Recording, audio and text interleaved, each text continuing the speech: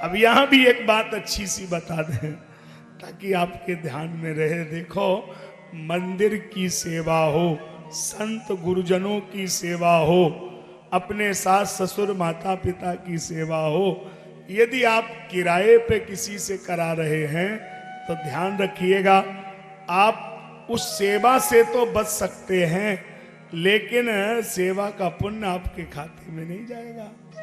ये कोई ना सोचे कि मंदिर बना दिया और किराए पे कोई लगा दिया तो पुण्य हमारे घर में आ जाएगा।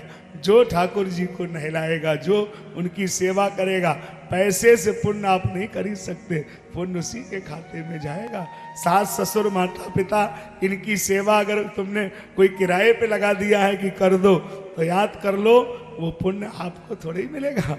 अरे ये तो देवता है, ये तो भगवान के स्वरूप है, ये तो आत्मा से जिसे आशीर्वाद देंगे उसी को फल मिलेगा ना। आजकल लोग अपना ऐसे ही कर लेते हैं।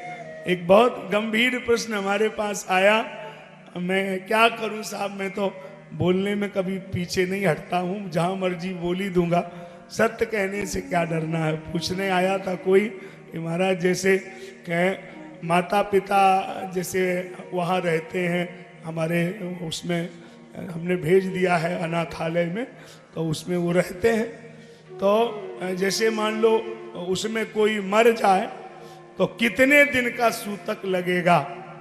अगर माता पिता वृद्धाश्रम में मर जाते हैं तो कितने दिन का सूतक माना जाएगा। आप बुरा मत मानिए, पूरे देश के सामने कह रहा हूं, जिसके माता पिता वृद्धाश्रम में भेज दिए गए उसके घर में जीवन भर सूतक लग गया, कभी उसका पानी नहीं पीना चाहिए। ऐसा आदमी, उसका तो जल कभी पीना ही नहीं चाहिए, उसके यहाँ तो कभी शुद्धि होगी ही नहीं। महानिकृष्ट काम उसने किया है। अरे जो उनको वृद्धाश्रम में भेज आया उससे ज्यादा कोई पाप होगा।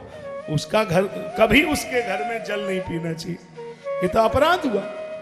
तो हम ध्यान नहीं दे रहे हैं, हम लोग बढ़ते जा रहे हैं, कहाँ बढ़ रहे हैं ये ध्यान नहीं दे रहे हैं। सारी सभ्यताएं हम खोते जा रहे हैं, उनको हम बोझ समझ रहे हैं जिन्होंने हमें ऐसा फूल समझ के ढोया है, और उन्हें हम सामान समझ करके फेंक रहे हैं।